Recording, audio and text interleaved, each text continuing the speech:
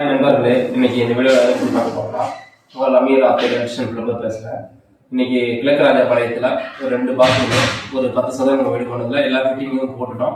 Electrical video அடுத்த video நான் உங்களுக்கு வரைஞ்ச காட்டுறேன். இன்னைக்கு இந்த வீடியோவில் பர்டிகுலர் வந்து இந்த பாத்ரூம் வந்து டைவர்டர் வச்சுருக்கிறோம்.